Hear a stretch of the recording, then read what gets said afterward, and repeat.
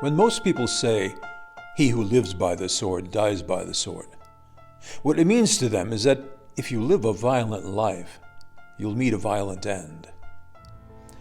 But to those who follow the sword, it means something very, very different.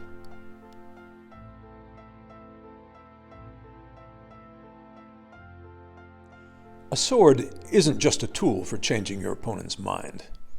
It's also a symbol with historical, cultural, literary, and psychological significance. For many, the sword was the symbol of masculinity and manly virtue. To the pharaohs of Egypt, it was the symbol of divine authority. In ancient Greece, it was a symbol of valor. To the alchemist, the sword represented purification. In Buddhism, it represents discrimination of thought. In Arthurian legend, the sword Excalibur symbolizes the transmogrification of ordinary man into superior man.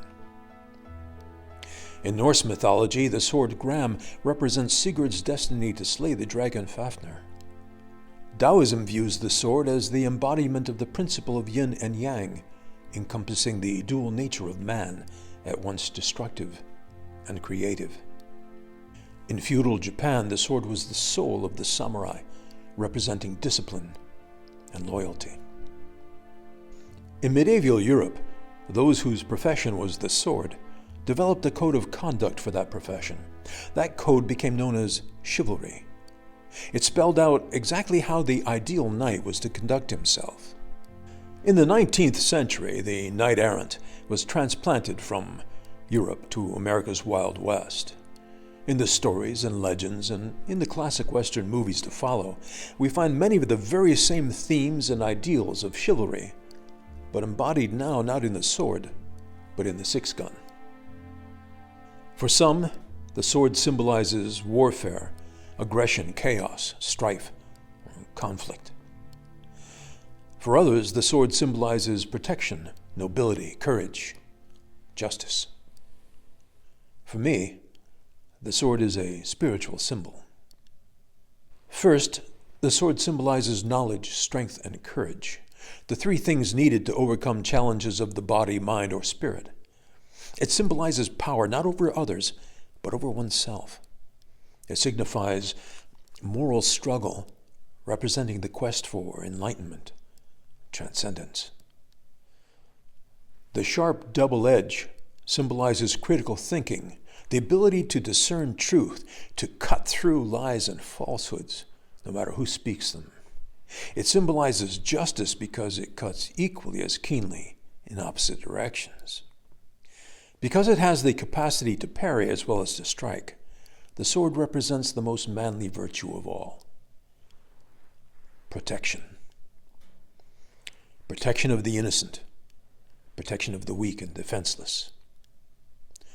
To preserve life and all that is good, to fight against injustice and oppression. The sword guards us against evil, darkness, and negativity, from without or from within.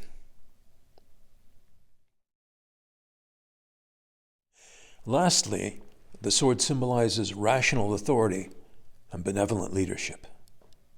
Carrying a sword signifies the capacity to establish justice, to make decisions, to punish wrongdoers as well as to protect the innocent. Where there is knowledge, strength, and courage, there is truth. Where there is truth, there is justice. And where there is justice, there is peace.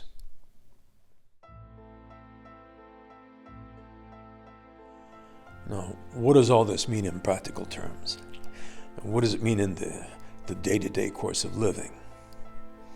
Well, your mileage may vary, but there are three guiding principles in which I believe are implied every other virtue. Tell the truth, keep your word, take responsibility for yourself.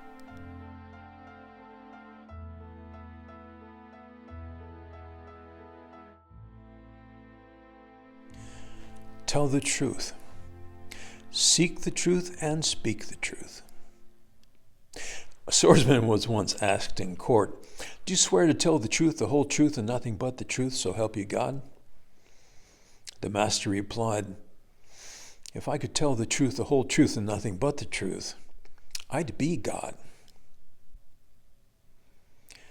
Despite our human frailties, we must strive to be ever truthful, to be a party to no untruth.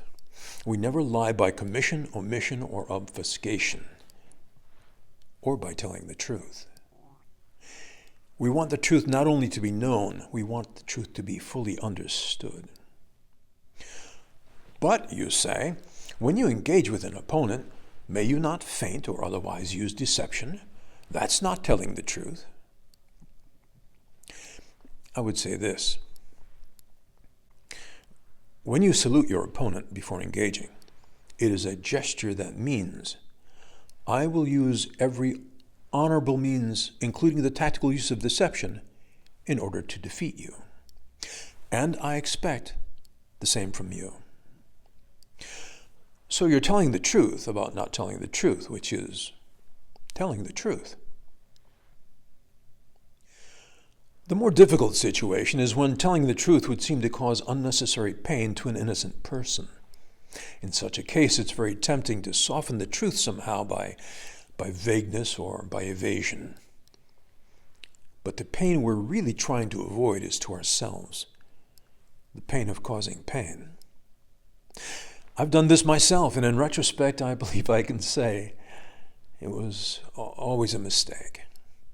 The eventual long-term harm done by the lie far outweighed the immediate short-term comfort of it. You can always speak the truth with love. You can sometimes speak the truth with kindness. And sometimes you can't. Speak it anyway.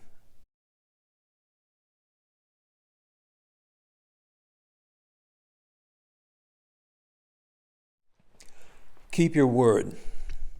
Say what you mean what you say. When you say you're going to do something, then do it. The only thing that can prevent you from keeping your word is death, or physical incapacity beyond your control. Maybe not even that. You know, most people stumble through life spewing 1,000 thoughtless promises every day, and they never keep any of them. They give their word and they break the word as easily as they breathe.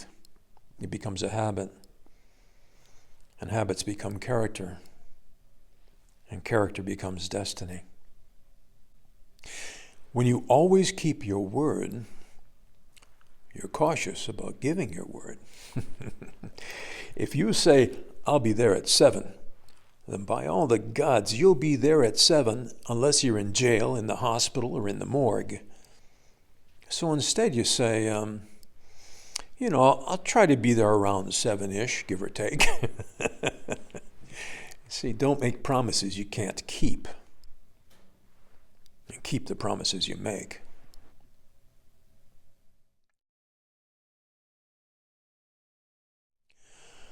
Take responsibility for yourself. Take responsibility for your own actions. Whatever you do or don't do is on you and nobody else, for better or for worse. Everything is a choice. Now, sometimes the options aren't very attractive, but you still choose. When someone says, I didn't have any choice, what they really mean is they didn't care much for the alternatives. When you're self-responsible, a lot of other things fall into place.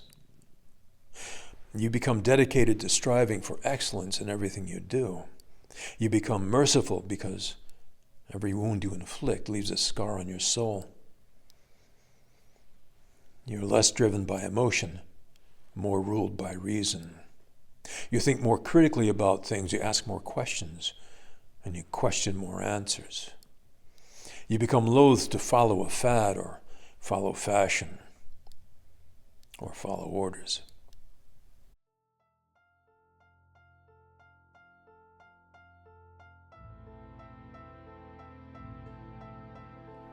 When we live by the sword, we assume the symbolic spiritual qualities of the sword. We strive to live our lives with wisdom, strength, courage, and integrity. When we live by the sword, we can be the master of our fate, invincible, indomitable. Or you can still be defeated, but you can never be conquered.